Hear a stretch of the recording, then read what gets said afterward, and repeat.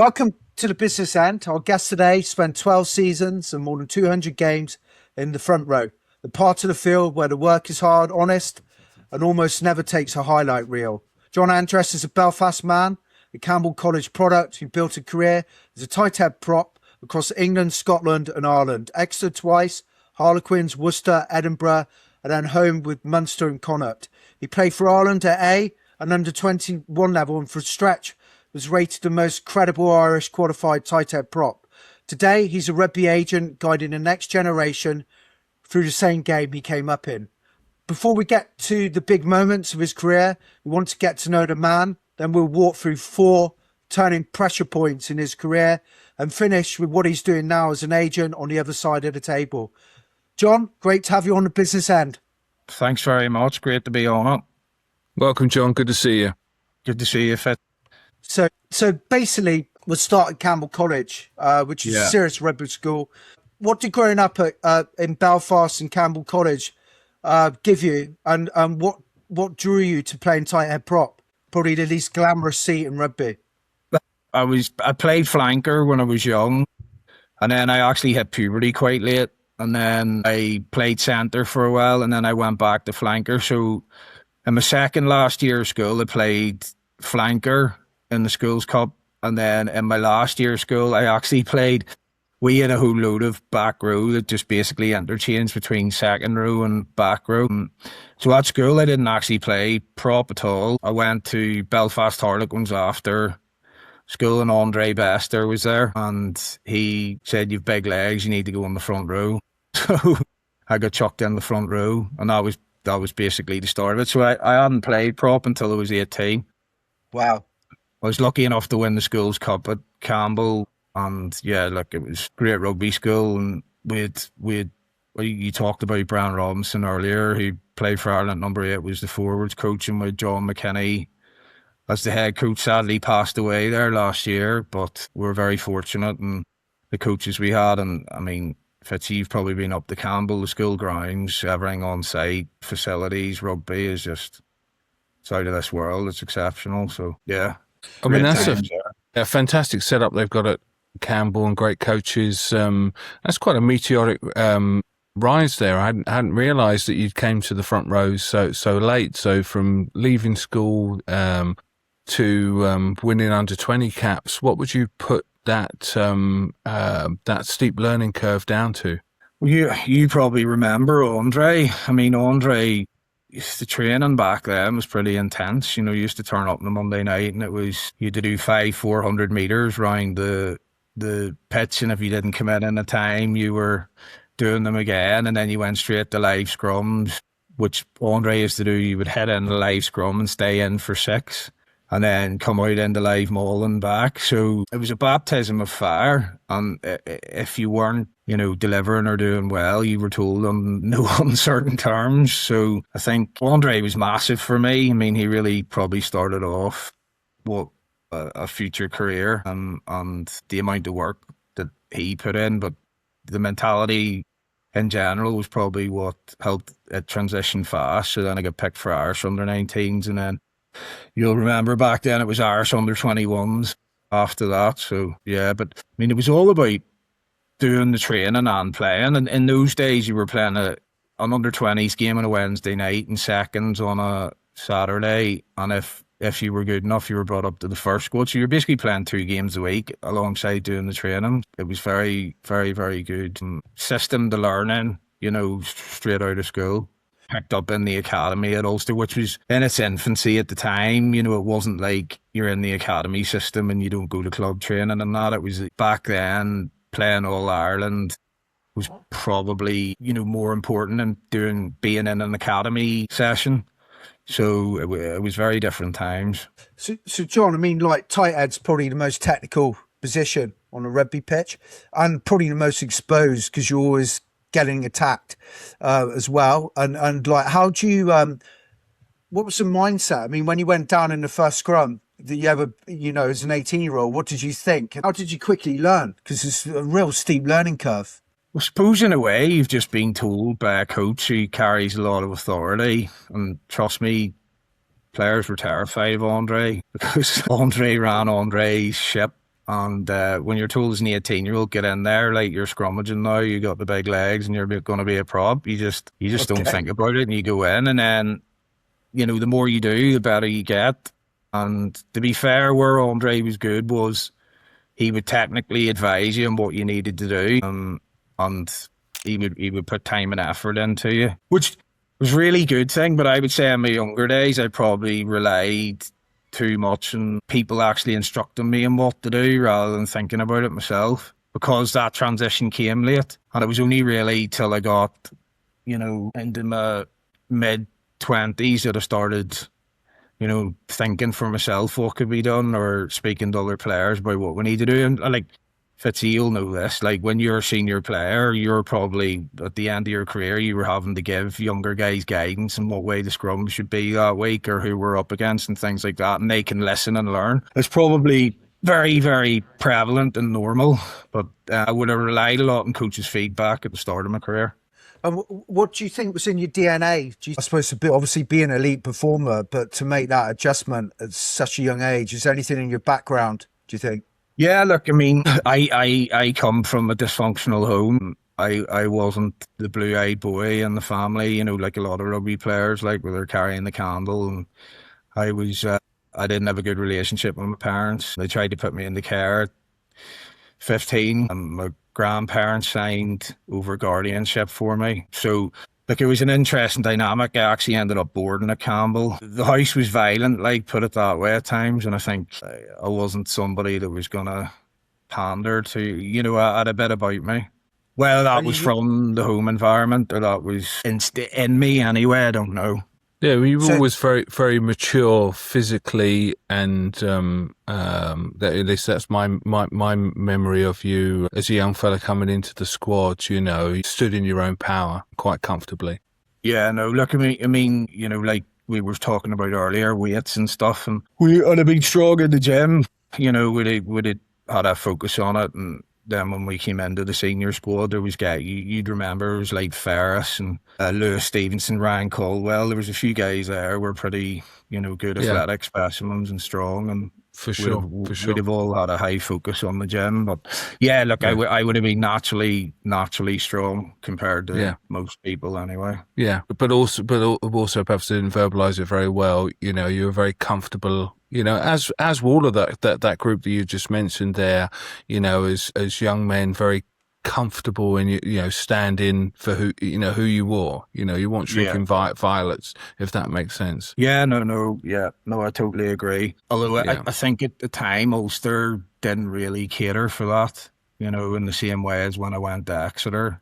I mean, Fitzy was always in fights, but it was a time like where, when I first came into Ulster, it was like fighting wasn't, the coaches were totally against it, and if there wasn't much contact in training, and if someone put in a shot, like, they were sent in, and it was very different. But Exeter, and you having a few, where it wasn't frowned upon as much as it would have been, like. Yeah, there was definitely different times, and there was definitely I think a balance to be struck in terms of having that tension at training to bring out the best you at the weekend. In my personal opinion, I think that's 100%. an important component of it. But anyway, let's go back to 2007. You made a big call. Obviously, you're an Ulsterman, born and bred. You decided to leave Ulster in your home province and join an Exeter side that wasn't quite yet the force it has become. Take us back to that decision. What were you backing yourself on, and when did you choose the path less certain? I suppose I just got sick of not play. I was always someone that wanted to play. I wasn't strategic or thinking, I've got to do this. I was never an off-the-field player, if you call it. And I just wanted to play, and I wanted to go to an environment where I was going to play all the time and learn and get better. And that just wasn't going to happen at Ulster. So, it was actually myself and Lewis Stevenson. He was in a similar boat to me, and we... I mean, truth be told, we both thought we were better than a lot of the guys playing ahead of us, but the path was blocked at Ulster. So we decided to go over to Exeter. And at that time, Exeter, I think they'd only been at Sandy Park a couple of years, and they were throwing a bit of money at it. And obviously Rob had become a, forwards coach. And Tony Rose was always the head honcho, and at that time Pete Druitt was the DOR, and it seemed that we'd been down to see Parrott, and Connacht had actually rang me as well, but at that time Connacht was not what Connacht are now. It was very different times, and Exeter seemed like the best option, and yeah, look, it was. It was a fantastic decision. Absolutely loved my time there, and it was extremely beneficial as well. Outside of playing more regularly, what do you feel the environment gave you as a player and as a person that helped you?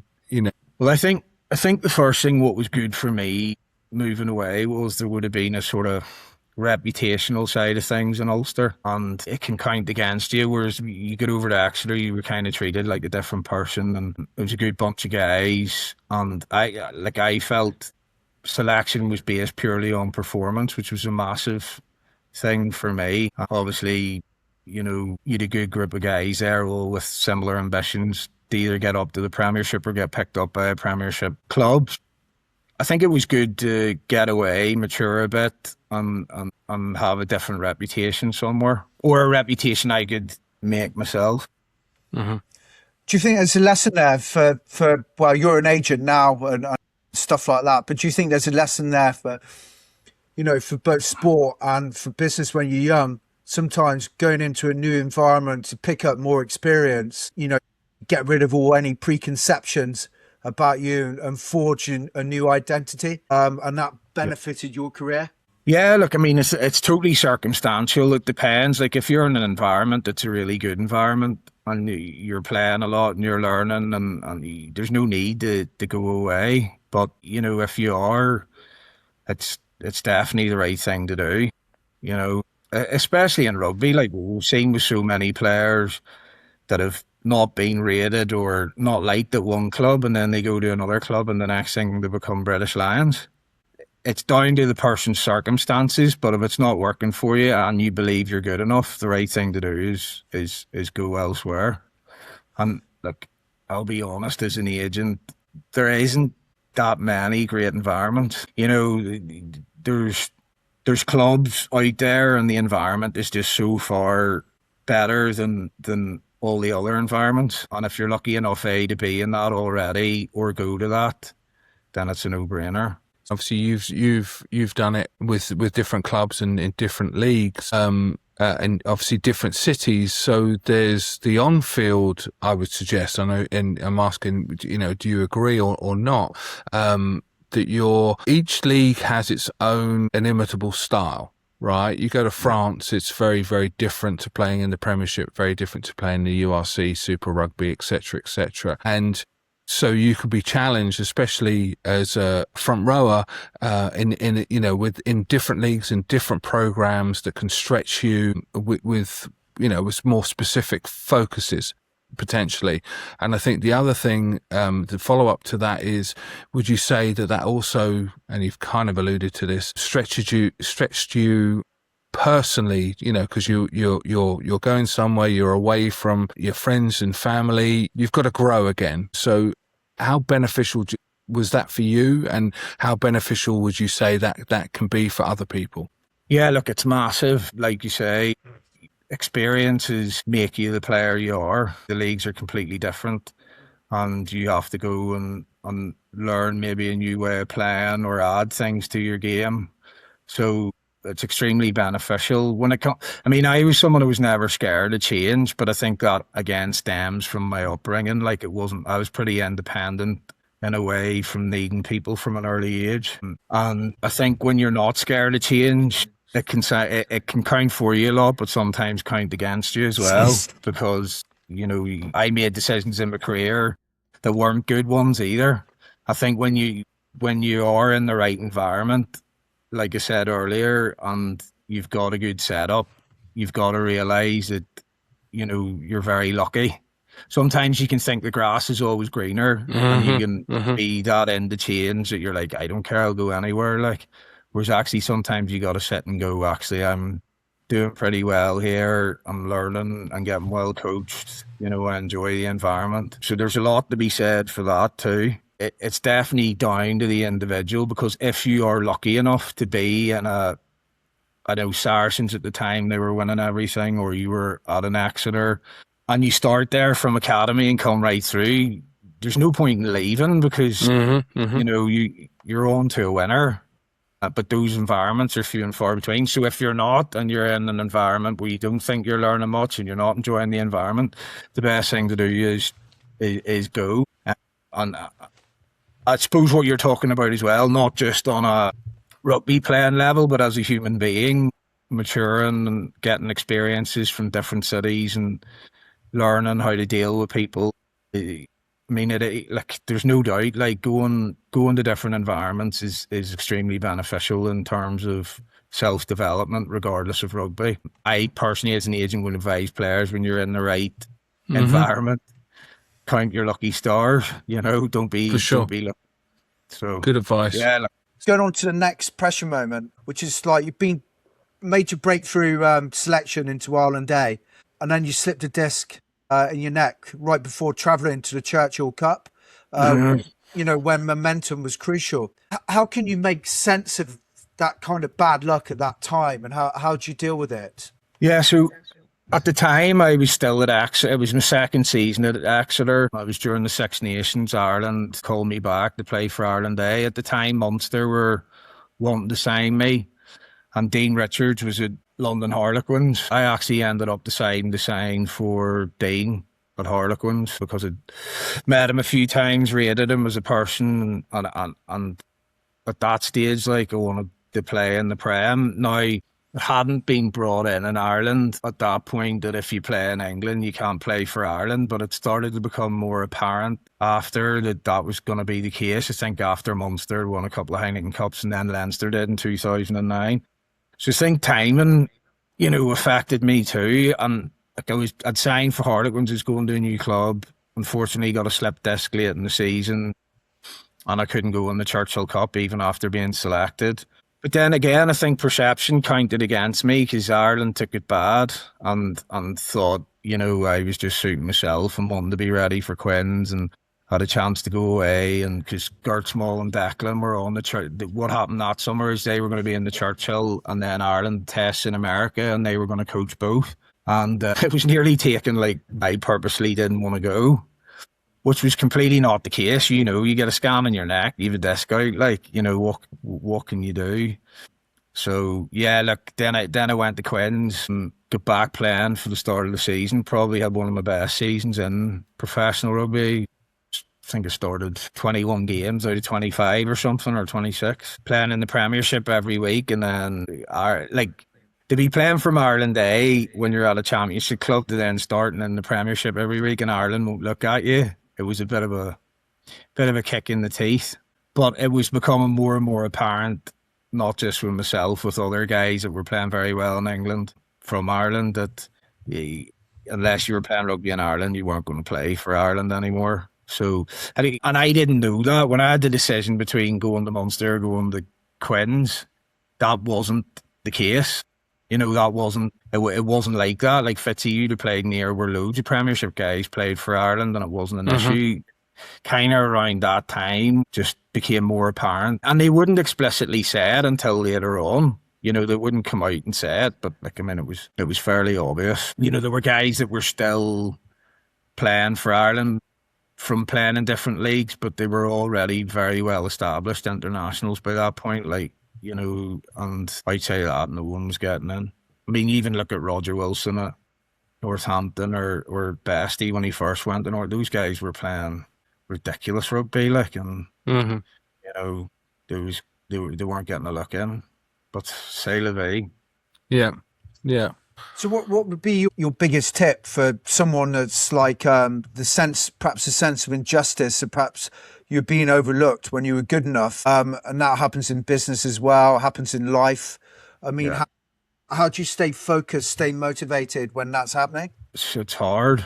It's hard. I think you just have to say, wherever there's a will, there's a way.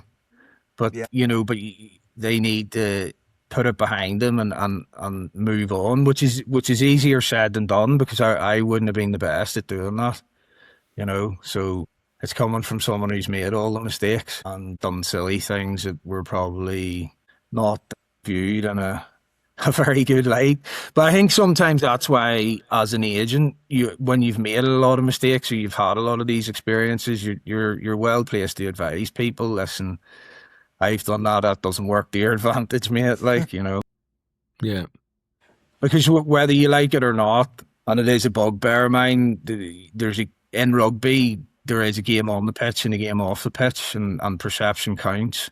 And I'd love to see the day that it's more like football or American football, where there is less of it and it is just performance based and win at all costs, because, politics isn't going to keep you in a job, because you got to be winning or you're done. But rugby's not reached that point yet. So players have to manage themselves well too.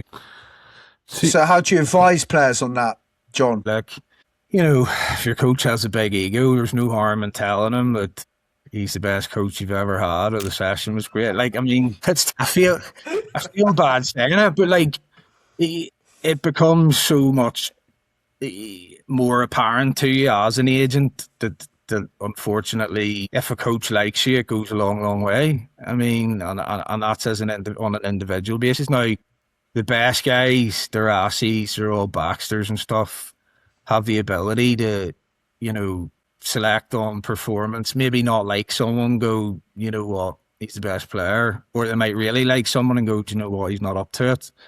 But those coaches are few and far between, and 95% of head guys, and I'm sure it's the same in business, there's a reason there's brown nosers about to do very well when they're crap at what they do. So, yeah, as an agent, you have an obligation to, and whether the player takes the advice or not, but I could give you countless examples of players that were under the pump, not getting game time, and coaches were not liking them and verbally saying they didn't like them, and we've advised them, and they turned the corner, just managing the coach's ego. So, yeah. Just quickly on that, I know Fitz, you probably got a question, but have you just unearthed a hidden gem of leadership? Is the ability to stay impartial? Is a really hard trait to have when the crap hits the fan. Staying neutral and promoting people you don't like, over someone you do like. Is that the trait of a great leader? 100%, and it's like when you've experienced guys who are great leaders, everything you experience after in terms of leadership, just you're like, oh, Christ, this guy's geniuses in what they do, and why they're so much better, and why they get the results, and why they're able to do what they can do. Like, I would say Rob Baxter, like, honestly, I think the bloke's a genius. I mean, I don't know how England have not come begging, and Rassie as well. Like, they're winning at all costs. They know it's all about performance. They're level-headed.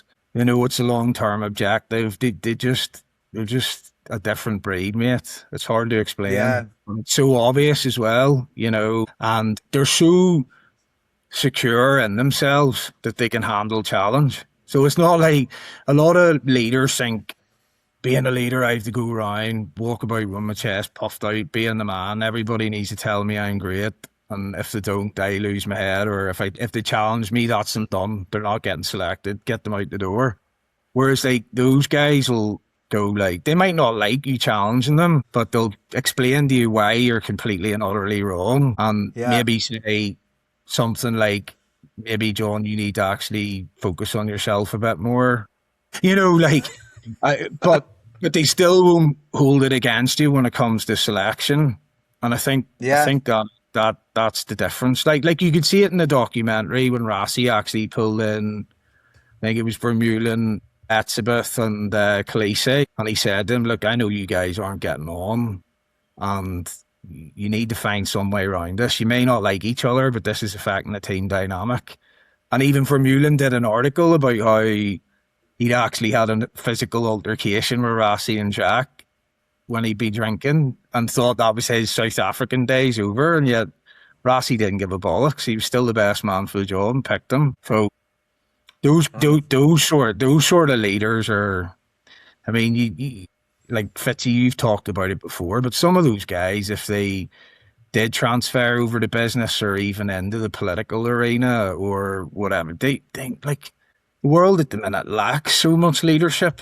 You know, it's Mm. so much bluff and bluster, whereas guys like that just revolutionize any environment they're in, or any sort of objective they take on.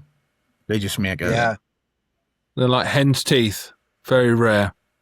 yeah, just so rare. But when you experience it, like you're like it's just a different gravy thing, isn't it? Like it's like even though Rassi told me, oh, basically you're old and done, like very honest in a nice way, but he wasn't gonna pretend, oh no, you might get picked or you can't do this or that. The only real way you're gonna get playing is if your scrummaging's that much better and the others are struggling, you know. So he's very honest and direct, and I think, you know, you've seen what he's done with the box. Like it's incredible. But I do genuinely believe if Baxter got the England job, you would see a change in fortunes like you wouldn't believe. Yeah. But Interesting. the problem you have, the RFU maybe would be a bit intimidated by someone like that coming in. It's not necessarily, you know, he wants to win at all costs and do a good job, and probably because of the way he's run Exeter with, you know, Rory's mates with his dad and he's good relationship and he's backed 100%. He's used to having, you know, the way things go that he wants it to go. Where if you go to RFU and you've got a couple of guys making decisions above you, or you have to answer to, or whatever, it just mightn't work. And that might be why the RFU look at it and not, you know, maybe they don't think he's gonna, I don't know, conform or fit in the way they want him to. But it's very odd for what he's done with Exeter. Like, I mean, there's very, I would say in the world of sport, how many people have taken a side from the Championship, the Champions of Europe, the Champions of England, and during a period, bear in mind, where Sarries were cheating and had 36 internationals. This was all done. Look how he's turned around. He's in the playoffs again this year just because he's gone back coaching on the field. Yeah. I know. Totally agree. He's been like that ever since he was young, and always carried that presence about him, even when he was like 18, 19. I've played with him, and you know, he's a great leader. And sometimes I think perhaps he's been overlooked, maybe because he would expose the leadership. That's what I think. That's right. The RFU, you know, he's got obviously that network around him, Exeter. But I mean, the way that he's what he's achieved is, as you say, purely, you know, is remarkable. And what they've done this year as well is another remarkable journey in Exeter. But yeah, I agree. But whether he'd want that job, I don't know, John. Has to. You know, yeah. If he got it the way he wanted to run it, like it's international rugby, it's your country. You know, I know Yeah. Exeter's means a lot to all the Baxters, but you would think if it came on the right terms, he would take it, like, you know. Yeah, yeah. We'll see what we'll watch that score. We'll see what happens on that front. But yeah, I agree. Yeah. He's a remarkable leader. Yeah, it's no doubt about it. You see him. Yeah, no doubt about it. I mean, both of them incredible journeys, incredible. And to do it, I mean, you can have people that do it, you know, over a short period of time, but that continuity, Rassi in different environments, and what Rob's done, taking Exeter up. I mean, it's incredible, really. But let's move on. Let's go back down memory lane here. New Year's Day, 2011. You're with Quins. You're away at Northampton, the league leaders. Both yourself and Nick Easter both ended up in the bin. Quins are suddenly down to 13 men. It's 10-3 on the scoreboard. You're behind. From the sideline, watching your team defend a man, 2 men short, what did you see in them that told you it was going to be okay and that the team was going to hold? First of all, it was not a nice position to be in because you're sitting thinking, you know, if we lose this, like, you're getting the blame. But you had extraordinarily good players at Quins as well. You know, you guys like Danny Kerr and Nick Evans that could just create something out of nothing. You know, Joe Marler was coming through at the time. He had a bit to learn set piece wise at that stage, but like, people underestimate, like, Marler as an athlete was, when he was younger, an absolute freak.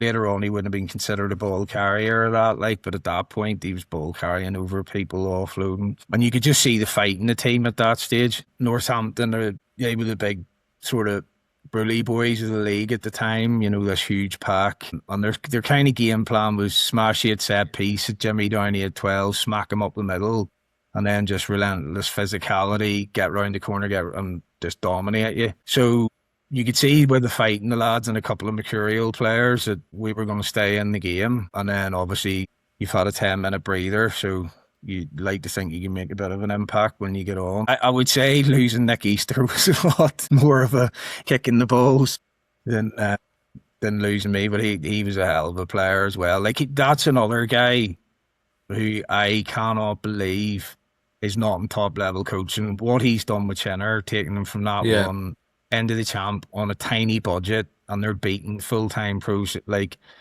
and again, it's purely down to the fact he wants to win at all costs. Yeah.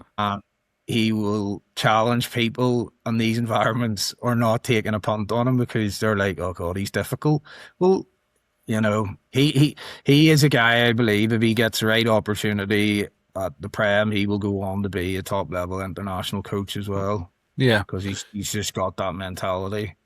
So yeah, look, there's a lot of fighting the boys, and you had really good talented players, and I actually went back on and then got my AC put out of a grade 4, completely popped out.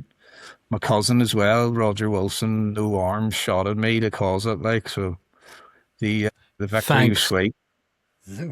Yeah, I think he could see they were losing, we were getting the better of them, and he thought, well, I'll fuck my cousin's shoulder up, may as well. And I wonder what your advice is as well. My thought process as well. It's where he is at the moment, and not necessarily being in the Prem or elsewhere, is giving him a great journey in terms of developing maybe a little bit outside of the spotlight, and learning those lessons in an environment. Would you say, if you were advising him as his agent, would you think that helps him? I mean, obviously, in terms of the longevity of his career, potentially. Yeah, no, I do. I think, you've got to go down. You're managing a group on a smaller budget, dealing with different personalities from full-time pro players, having to motivate them, get everyone to train. It's a very different dynamic to, a full-time professional environment. There's probably a lot more time has to go into it. So it'll be extremely beneficial for him. It's just what way it's viewed long-term. Sometimes if it's viewed you spend too long outside the Premiership or URC, they can think, oh, maybe he's a bit stale. He's been outside it, which I don't buy into. It's still high-level rugby. It's actually probably harder work. It can count against you, there's no doubt.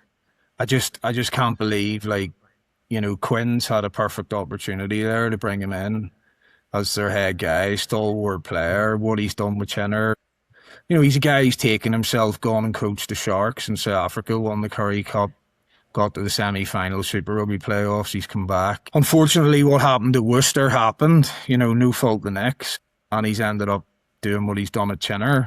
But you look at some of the environments that are struggling, like Gloucester, Quins, maybe Sale. He's just a guy you bring in, he'll turn your fortunes around, because he doesn't care about anything else other than winning. He is going to challenge people and upset people that play politics or don't want you. There's no doubt that that's going to happen. But if you bring him in, you will get results. But the ship will have to be run his way. Which is, why do you think he gets overlooked, or he is being overlooked? No, because I played with Nick. I played with Nick. Nick was the guy. Between us, Nick would have had 100+ caps for England, being a British Lion, if he didn't challenge coaches all the time. Nick was never a guy who played politics. His rugby did the talking, and he was not scared of calling out coaches and saying, actually, you're talking crap. We weren't good at that. We need to do this. They're saying to player with a big ego, no, mate, you're not performing. I don't want to hear another word out of you. He was that guy. It increased training standards, because guys then don't want to make that mistake, or because they're going to get called out for it, or he would drive standards. But never missed training. How many freaking games did he play? Always performed. You know, he got kicked out of England for 4 years. Lancaster would have looked at him, one Premiership player of the season, 2 of those years while he was out. He's probably in his prime, you know, because of the comment that was supposedly said after the 2011 World Cup, where he'd said, there's 40 grand down the toilet or something, trying to brighten the room, but it got reported back. And Lancaster didn't want a guy like that in his environment, but that was just Nick. Like, you know, he is a guy who's going to challenge. Not everyone's going to like him, but you're going to get what you get. And I think it's a sad state of affairs that professional rugby, characters like that, it actually counts against them. And that's where you'd like to see the game grow to where characters like that are celebrated more. Mm-hmm. Do you think that comes back to our earlier point about leadership? You know, you need great CEOs in charge to recognise great talent more. We need more better leadership within the sport. I think it. Yeah, you need people that are really secure in themselves. Like if I get back to the Rossi or Rollbacks or even Pat Lam, you know, these guys are very secure in themselves. They're not, you know, you look at Roy Keane in football with Fergie and stuff. I know there was an eventual fallout, but if Roy Keane was in rugby, there'd be a lot of coaches that just couldn't handle him, like, you know, and it would count against him because it comes back to the ego thing. You're not secure in yourself. Yes, you sell yourself well, you're in a top role, but you actually can't take challenge and you don't like characters that are going to challenge you. So, yeah, we need more of the Raw Baxters and the Rossies. We need more of these guys in the games, not the guys that speak really well, sell themselves really well and don't deliver. There's just too many of them in the game. Yeah, I was just saying, you know, Sir Alex Ferguson, you've got Eric Cantona, who's struggling at Leeds. Yeah, and at Leeds, yeah. There's so many cases of what he did. So, yeah, no, Genius, totally agree. like. Yeah. So just one point on the Northampton game. So when you're sitting there in the sin bin for 10 minutes and you see the team performing so well, and then when you come on, I mean, how do you deal with that? What do you feel that you owe the team in the next few minutes, having feel perhaps that, you know, you've been sin binned and, you know, fingers pointing at you? Oh, you just got to give it your all, you know. You don't want to let the boys down. And like, to be fair, Nick and I were off at the same time. We'd have been talking about, you know, what needs to be done when we're back in the pitch. You just fly into it again. Because, I mean, at that time, it was a huge opportunity. They were one of the European bigwigs, and I mean, they'd been to the final. You know, obviously Leinster beat them in that epic final, and at that stage, I think they were top of the Premiership that year, and it was going to be a huge win. Quinton's won the Premiership the next season, so I just left. But there was so many firsts that season. You know, beating Leicester at Leicester. You know, beating Saints home and away. And there was a lot of games where Quinn should have won, but didn't get over the line against Saris and different. You could see it building. You could see it coming. So I think, but listen, it was an extraordinarily talented group. You mean your 8, 9, 10s, Nick Easter, Danny Kerr, and Nick Evans. I mean, that's the fulcrum. You know, a lot of top sides, if you look at their 8, 9, 10, that's kind of where you see the brains trust, isn't it?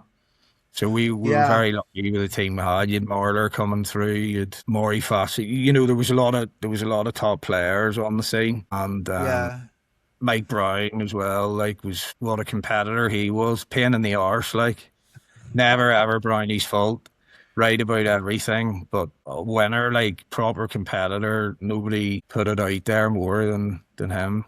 So yeah, I mean, just going back, you made a real important point, I think, about the mindset of an elite performer, which is like, you know, when the shit hits a fan again, you're in the sin bin, you know, your first response is, how do you deal with that emotion when you come on? You were talking about in the sin bin with Nick Easter, what you got to do. There's no emotion there about it. You're just planning ahead, and that's what elite performers do. You know, they're just concentrating on what they've got to do next to get things right. And I think that's a very important point.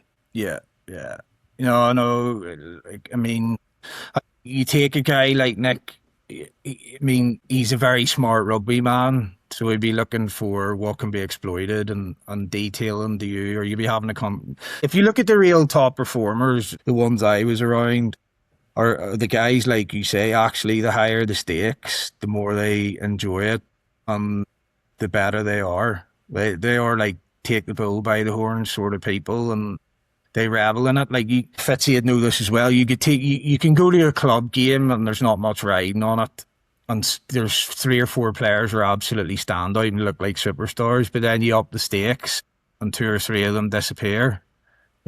So there's always those characters that Floyd Mayweather used to say it. Like he said, everybody hits a speed bag and the bag the same, but we don't all perform under the lights the same. Yeah, And that's very it, true. isn't it? Yeah, Your top performers are the guys that, when everything's riding on it, when there's 80,000 people at a game and it's, one mistake can lose you, they're the guys that, come up trumps. And that's their mentality. They thrive off the chaos. They Yeah. want to be there. They want that pressure. yeah. There are levels. Oh yeah, no, 100%. It's you can see guys that are unbelievably talented and should be superstars, but they can't handle that level of pressure. They don't have that mentality. And you can see guys who sometimes you think he's not. If you watch him in a club game, you go, he didn't really stand out. And then he plays an international game and he kicks a drop goal from 40 meters, bang, high stakes. So it's pressure, does strange things to people. But the top performers, they want that pressure. Like they crave that. That's actually what they want. They want the chaos. They want the pressure. That's what they live for. Yeah, for sure. Yeah. So let's talk about 2016. You were moving back to Ireland. You'd signed with Munster. Family moved to Limerick. You've spoken incredibly warmly about the environment that Rassie Erasmus created there and stood over. What made it specifically special for you, even though that season your body wouldn't let you take the field competitively? I wish I'd gone back when I was 25, 26. I just found the raw honesty of the group, great bunch of lads, but, boys held their hands up for their own mistakes. There was just proper accountability. Rassie created an environment where you could tell that it was always going to be about performance. It wasn't going to be about anything else. There'd be no point in going up and trying to say, coach this, or you're the best, or, or say this teammate said that in the change room. None of that was going to. So it was a very, very honest, performance-based environment where it was about taking accountability for your mistakes, holding others to account if needs be, working hard and doing the best for each other. And anything under that was not accepted. I remember they played Cardiff at home. I was at the game. Rassie brought them in on the Monday. I was in the meeting room and it was very, very scary. He absolutely went through them, made a show of a couple of lads but it was brutal, savage, and you were sitting there with a heart going at 150, 160. But you know what? The lads left the room and you could tell, I think that was the last time they ever got held to task for not delivering or not giving it their all. But it was very intimidating room to be in. Like it was, yeah. But a fair guy. After that, there was no more of those meetings. Happy what the boys are doing. Always beers in the changing room after that the coaches shared in. He just a environment based on honesty, accountability. And I think the main thing about those sort of environments is when people feel they can be themselves and everybody's held to the same sort of standards, the culture just looks after itself, doesn't it? For sure. So that's what Rassie created at Munster. And also you have to have good players and lads to be able to do that. And Fitzy, the Munster lads have always based their around high work rate, integrity, calling each other out, and that's part of their culture. So, but they were very good fellas. We'd actually look out for you, do you a favour. Couldn't speak more highly of the boys from there. Yeah, it sounded like created an environment where you kept the pressure on. Oh, so yeah, they slipped. So there's an element of pressure, which is a No, lesson listen, there. I can tell you, like, I've been in 2 meetings in my rugby career that was, he has a side of him, like, would scare the bejesus out of you. What was the other one, John?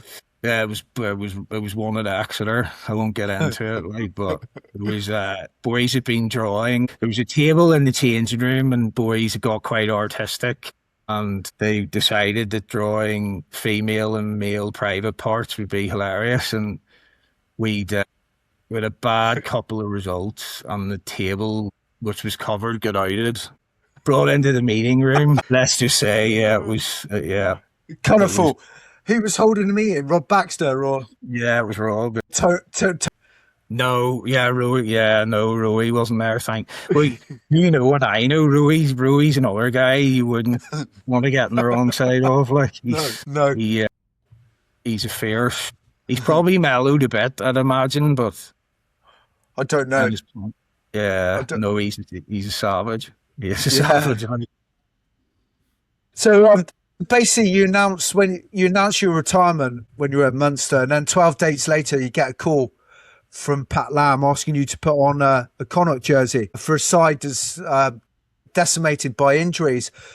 What made you say yes after you already made your peace stepping away from the game? I suppose I wasn't happy with the way you start doubting yourself. Like, you're like, I have a bad knee and could have still play and this stuff. And there was a bit of me went, you know what, I can still play a bit in scrum, and I don't want to go out like I have. So it's an opportunity to kind of prove it to myself mentally. And funny enough, they were actually playing Munster in the game at Christmas when I came in. I got to play in it, and we won a few scrum pens when I was on. Like, so it was quite nice to sort of bury that in my head. Like, if I played for Munster, could I have performed? Like, and that was in the back of my mind, or how would I do against him if I played against him? And I did, and I got to actually play against Toulouse away in Europe and couple of other fixtures. So it was a nice way to end it off, and seeing Pat operate as well. Like, Pat's a very impressive character too.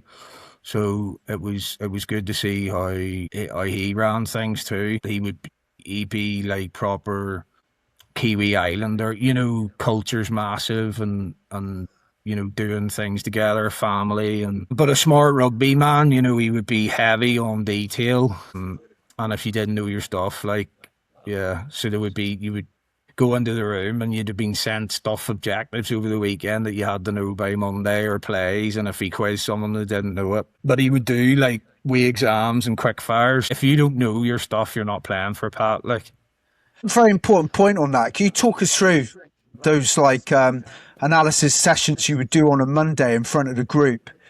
And like, you'd have to justify what decisions you made in front of and I'm just wondering whether more of that should be done in business, and the amount of pressure you'd feel by some of those video sessions. I think there's a lot of merit in it, because you need to think about why you are doing what you do, and you need to know why what you did was wrong as well. So I think when it's exposed in front of colleagues or other people, it's not, when there's no hiding place, and not in a negative way where you got some like bully at the top and he's looking for who, and when it's all about getting better, like, that's, you just want the environment to get better, and that's the focus and the sole focus. There is that pressure on you in front of your colleagues, but you're also getting an understanding of, maybe I shouldn't have done that and I need to get this right, and there's no hiding place here. But it's not like all the boys would start laughing and going, useless prick of that. Like, it was a good learnings. But again, you have to have the right culture created to be able to do that, and it has to be done on a non-biased basis, not where some boss is picking out someone he doesn't like. Why is that? Which can happen. Yeah. So it's got to be an environment where it is about getting better. It's not about doing each other down. It's about learning. And I think that's what Pat was good at doing. But yeah, look, if you didn't know your stuff, like, you weren't playing. But that's fair, isn't it? Yeah. Yeah, I would agree with that. I mean, there's the old analogy: if you can't explain it, you don't really know it, right? And nobody wants to look the fool in front of their teammates or the coach, right? So it puts the onus on you to know it and understand. It's just a mutual respect between your peers and between you and the coaching staff. So I've always liked that, and sometimes that's uncomfortable, sometimes that's challenging. But I've yet to come across a coach who, if you didn't really understand it, that wouldn't sit down and break it down for you and help you understand, because that's good for you, that's good for the team, that's good for the coach, right? And that's what, however good the environment is, that's ultimately what everybody wants, is to be successful. Yeah. Have you seen that? Have you ever seen it successfully done in business, Fitzy? Those kind of sessions. Yeah, a few times. I mean, and again, it's the same thing. I mean, if you're going in to pitch something, and you've created a deck, or you've all got your different roles and all the rest of it, and you've all put effort in there. The last thing you want is someone who's just winging it and hasn't done their homework, right? So, again, teams within teams, you want to have that trust that everyone committed, and that's all it is, committed to understanding what the objective is and knowing their part of it, and broader than that, knowing what the objective is from that meeting or from that sales, etc. Yeah, be interesting to analyze it, really. It's also another way for leaders in business or in sport to see the guys that are there that want to improve and get better, and not shy away and just getting away with not being seen or hiding in the background. Yeah.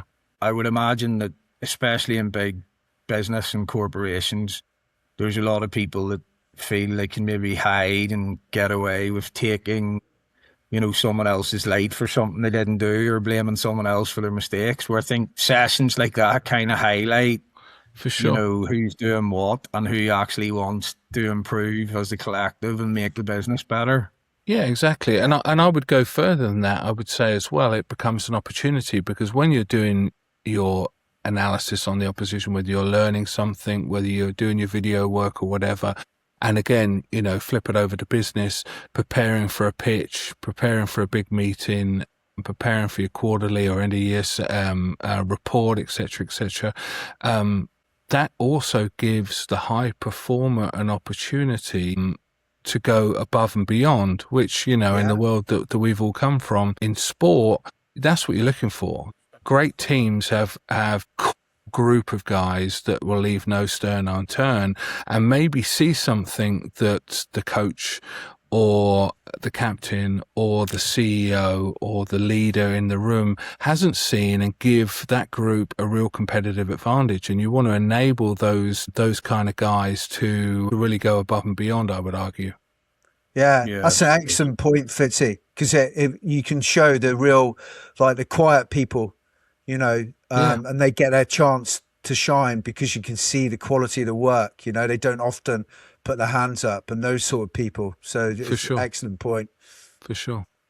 It comes down to the best leaders again, though, doesn't it? To be fair to you, Fitzy, when there was a lot of players when we came through, because we would have had it was very different to now, but our Irish under-21s team actually had 13 Ulstermen in it. Huh. So at that stage, my age group had walked the interprovincials in Ireland. The guys like Gareth Steenson, Tommy Bowe, Trimble, Ferris, Lewis Stevenson, Rank. We had a raft of Chris Henry, a raft of top players. And I actually felt when we came into the Ulster environment, the older guys, or guys who were a couple of years above, just didn't like us because of that. Whereas, to be fair, Fitzy, you always would speak to the young lads or have time. Whereas a lot of the senior players that felt threatened, or wanted to cast them out, or fine them when they're in the fines committee and stuff like that. But I remember actually, you would have been 32 at the time, I think. And I was obviously I will never admit to that, John. Right, but I was in my early 20s, but we used to do. Rodney Kennedy, who's a brilliant conditioning coach, used to do extra sessions and explosive power cleans and stuff. Now, a lot of the older guys in Ulster at the time, rugby's not played in the gym, and they would do sessions like the last weight session or second last weight, and you'd walk in and you'd a tight head prop doing 140 kilo high box squats, and you're going, it was just embarrassing. But Fitzy actually at that age was getting into doing more cleans, explosive power with Rodney to translate to the rugby pitch. So to be fair to you, I think you've always had the mindset of improvement, of like, even at that stage, how am I getting in the team or how am I going to get better? Whereas a lot of people, once they've developed their reputation, or as my granddad used to say, you get a reputation as an early riser, you can lie in bed all day. That is true. Like, there's a lot of people play that perception game. They're not actually looking to get better. They built their reputation, and that's it. And I think in business and in sport, you need people that are just consistently looking to get better, all the time.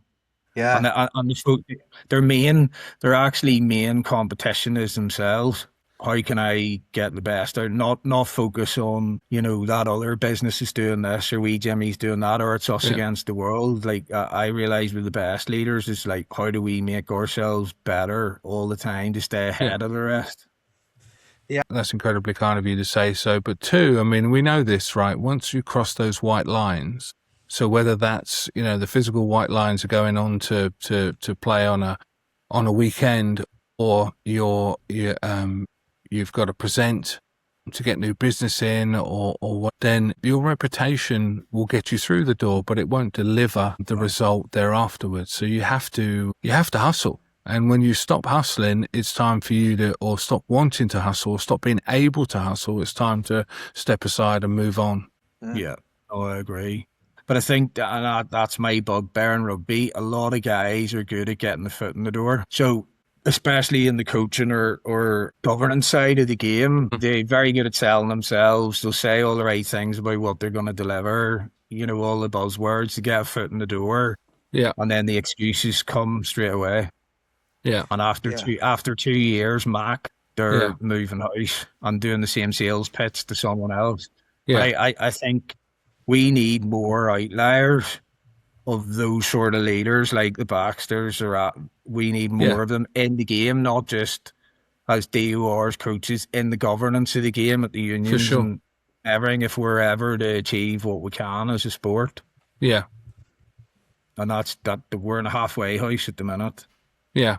Yeah, no, I would agree with that. So let's talk about where you're at now. You're on the other side of the table as an agent. You've lived the moves, the injuries, the different teams. When a young player is weighing up a contract, what can you see for them from everything you went through that they simply can't see for themselves?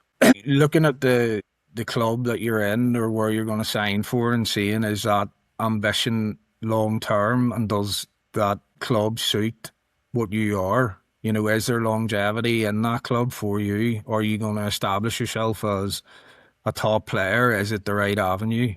Which is a player, when you're young, you just want to think you can make headway anywhere and it'll happen, and even if it's not a great environment, it will suddenly become a good one. So you do need guidance. I mean, you will find as an agent that there are players with ex-professional rugby playing dads, or dads that played rugby are very good in business, and there's no doubt, like, there's a serious gulf in advice. Kids that have that have such a head start. Like, we've got one player, I'm not, but his dad was an ex-professional rugby player, coach, and just his whole mentality, because he understands the business side of the game. He knows how to coach it, and how, and even the rugby upskilling. I mean, he's starting a race effectively with only a third of it to run. You get some ridiculously talented kids. Their parents don't have any sort of idea about professional sport or business, and the advice can be, but they're passionate. They want their kid to do well. They get concerned about, well, wee Jimmy, why did he get that car, or why is he not getting accelerated? And the advice can ruin a kid. So it's very important to manage the parents as well at a young stage, and get the player the right advice that he needs. But make no bones about it, you're on to a winner if you've got parents in the background who are switched on, astute, because the kid's just miles ahead already. No, I was going to ask, is that part of the educational process of speaking with the parents and perhaps haven't seen the things that you've seen, to try and get them on board to the opportunities and conversely the pitfalls? Yeah, no, I think it is. I think it is important, because you want to explain why some things work and some things don't, and why certain environment might be for their kid, and why it might be better to move, or what way their kid needs to change his approach and stuff, and get their buy-in, because up until a certain age, most people have close relationships with their parents or a mentor who they're going to listen to, and you want them on the same wavelength as yourself, which doesn't always happen because emotions get heightened. You know, the kid could be the blue-eyed boy and the great hope of the family. And sometimes patience is a big thing, isn't it? Like, you know, you want the parent to have patience and not think it's just going to happen straight away, which is a hard thing to get across because a lot of people don't have patience. It is the same in business because you can see so many people quit before they nearly broke through. So having a strategy and knowing what the kid's abilities are and what environment suit him and how he's going to get to his destination the quickest way possible, but also having patience in the process and getting that all across to the parent, that's kind of the key. And I think because if you've had a professional career, which was like mine, and you know, you've done things like I left Exeter purely for money to go to Worcester. Was it the right decision? No. At the time, poorly advised, did it and regretted it. But I should have looked at it at the time. This is a team on the up. It's going to achieve a lot. It's a good environment, not just I'm getting paid 20, 30 grand extra a year here, like off a go. So you've experienced, and if you stay in the environment, you're going to get better paid anyway. Do you know what I mean? You're just taking the quick money. So you have all these experiences that you've learned from to go back on to help advise these kids and help them look at it as like, this is long term. You got to be patient. This is the right decision for you right now. And then you have to have whoever's in their ear on side with you as well, which, like I say, doesn't always happen.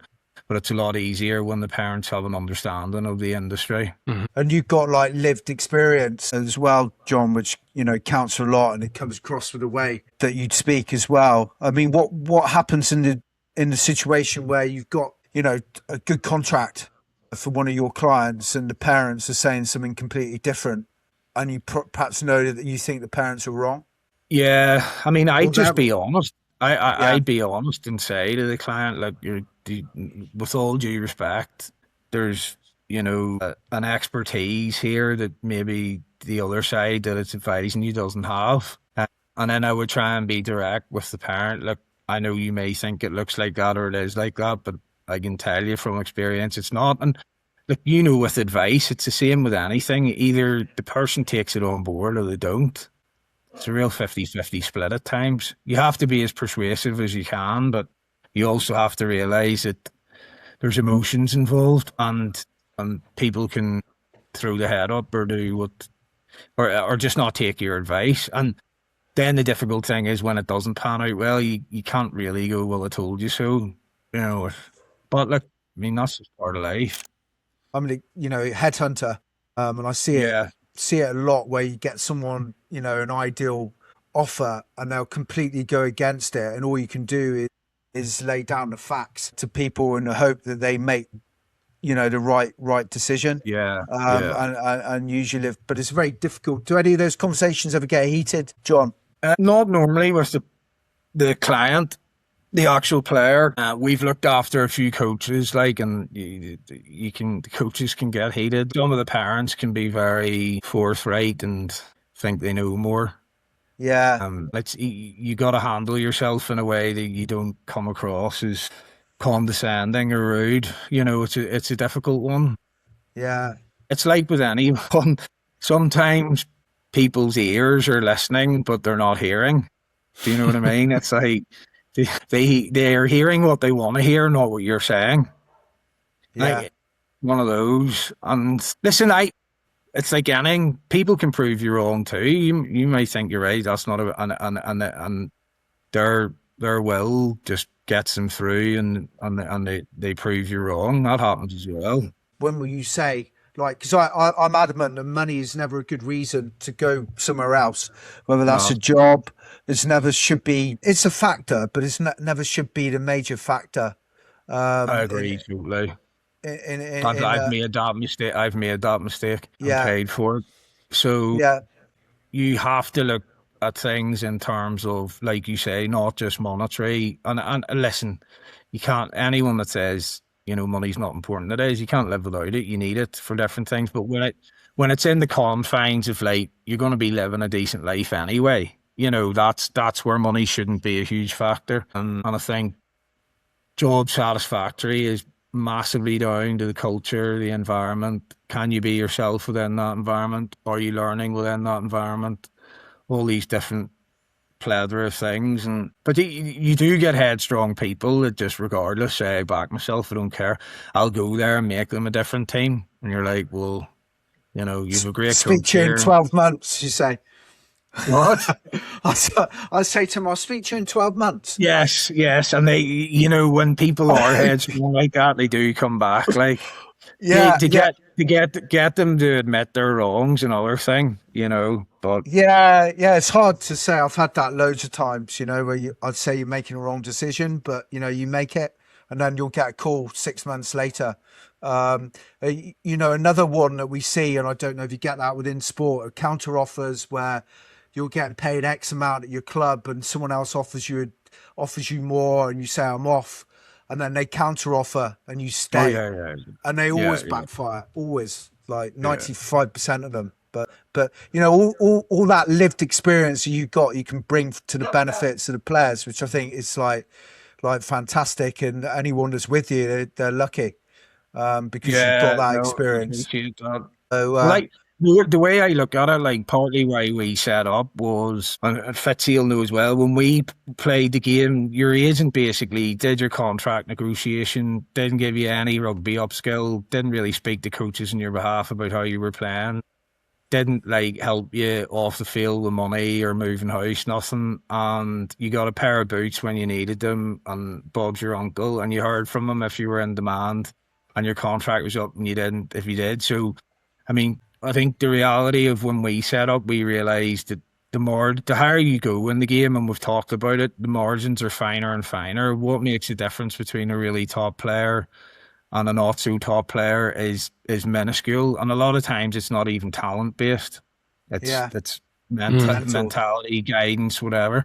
So if we can help take stressors away from guys, have a long-term strategy in how they look after themselves and go in their career, we can help them achieve maybe more than they could. Exactly like I said to you before, kids that have a parent that's already been the route and as an astute rugby man or whatever, are automatically at a head start. Not out of talent. This is out of rugby upskill, out of how to manage themselves, all those different things. So I suppose in a way that's what our agency wants to provide, is get young guys on board that you believe in, think have the talent, and then give them the right advice to get the most out of their career. Which I think a lot of agencies, what they do is play a number game, get as many on board as they can. Fair play, if the guy makes it, we'll do his contract negotiations and get him boots, and the ones that fall off, well, fell off. Yeah. And where we be different, we've always spread ourselves thin. Where I never wanted to be in a situation where I have 25 players at one club, and if I fall out with that club, I'm losing a big paycheck, so I'm not going to fall out with the club, because you cannot represent your players properly doing that. Fortunately, within rugby, that's the dynamic at present, which is another thing I'd like to see change, because there's too many close relationships with certain governance or DORs or different things with certain agents who have a lot of players, and you're going, really, is that player getting the best representation possible? Like, you look at football, the super agents, they don't give a fuck about the club, or if the club phones them up and says, I'm upset with you, they go, oh good, fuck off. I'm getting the player the most money I can. And then the clubs run about going, these agents are greedy bad bastards. Like, if I'm a player, do I want an agent who's best mates with the guy who's paying me? No. Not going to pay me properly. The whole thing needs to change, but it will over time. Yeah. No, it's fascinating. What you've done, John, is you've gone from a career in the front row, aggression, hot-headed at times, and then you go into the world of agency where you've got to be cooler, be calmer, perhaps, with situations around you. Perhaps you've got to curtail some of those natural instincts within business. the front row's probably underestimated a bit in terms of other stuff, though, isn't it? Because you have to work collectively, you have to have a strategy.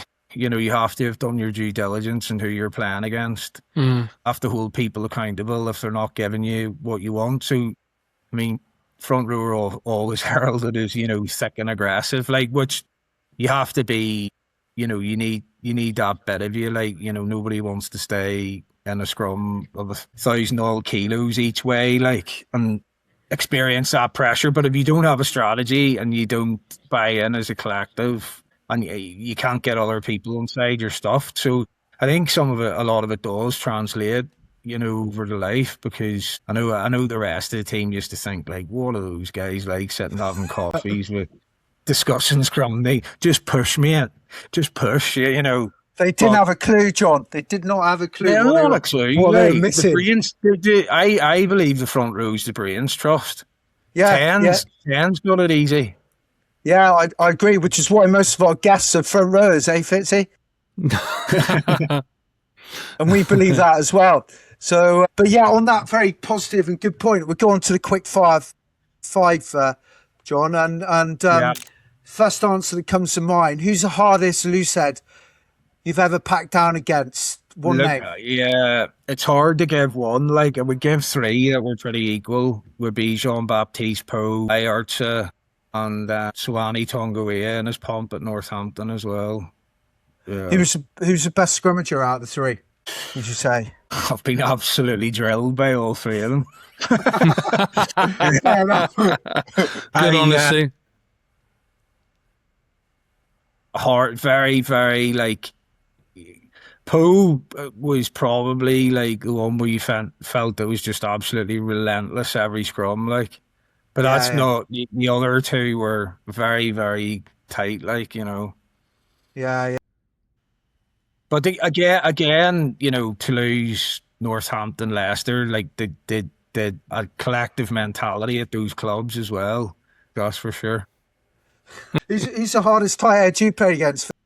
I would say two fellas that I played against and I had the privilege of playing with, Alessio Galasso, who was a French international, and Case Muse.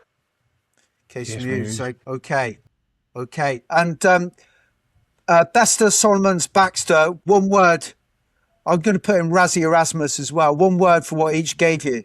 Well, Baxter's a start. Solly's probably belief, and Baxter improvement.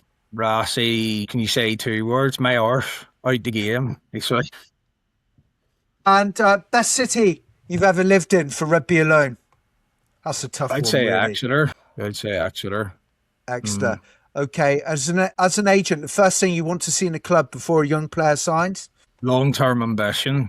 Yeah, and the scrummaging mentality of our front row. Oh, if it's a prop, yeah, definitely. Yeah, definitely. And front row reputation aside, who generally had the worst chat in any dressing room you were in? Have to be Will Skinner at Harlequins. Dreadful. Absolutely dreadful. Just what like about... a toffee private school boy who thought, like, oh, Paddy, you know, just like terrible. And what about Exeter? Who had the worst banter that time? Neil Clark? I wouldn't want to say Clarky because he's probably call at my house and try and beat me up. Honestly, the lads weren't too bad, like, to be fair. I mean, I can't think of anyone had really bad. Dan Parks would have been, I don't know if it was stinky chat, just he'd be fairly, he was ex-Navy and that, like, so he'd be over the top with the initiations and things like that. Yeah, I'll probably agree with that, and we'll say Neil Clark anyway as well. Just don't tell him I said it. Yeah, I'm speaking to him later. I'll tell him. He was. I remember, lads, the most easy man to wind up ever. Yeah. Like, so he'd be doing hooker throws, and boys would just go, "Not straight," and he'd go, "Who the fuck's it?" Threw the ball down, looking, and Rob used to send him in and was like, "Clarky, the freaking see, like, send him in." The funniest thing ever, him and Chris Budgeon were in the same team in live scrums, right? This is no joke. And we're doing live scrums, and the two of them start quarrelling, like, I don't know, if budgies, you're not giving me the weight, brah, or whatever. The two of them get up from a live scrum, start smacking each other, like, in the same. It was the most ridiculous thing I've ever seen. Funny story. Yeah. Really. Budgie was another one. He was some guy, like. He had bad banter, actually. He had really bad banter. He just got everything wrong. Like, he said he fought against the Palestinians. Did you hear that one? Instead of the Palestinians, he fought the Palestinians. He asked the girl serving Brussels sprouts, "What's with the mini cabbages, eh, brah?" And like, he had chili con carne. There was a team social put up on the board, and it said Team Social TBC, like, to be confirmed. Budgie was going around going, "Where's the TBC in town, brah?" Like, yeah, I can vouch for that. I met him a few times. you can understand why he was front line. Like, he would have just, yeah. bullets had been going over his head, and he'd have been laughing, like, just not like. Well, John, thank you. This has been a really, really good conversation and very entertaining as well. From a Belfast schoolboy backing himself out the door at Ulster to 13 men holding the line at Franklin Gardens, to a retirement that lasted under a fortnight. That's got to be a record. And now looking after the next lot of players coming through the system. A proper career, honestly told. Thank you, John, for joining us on the business end. It's been a pleasure. Thank you, John. Appreciate it, guys. Appreciate it. Thank you.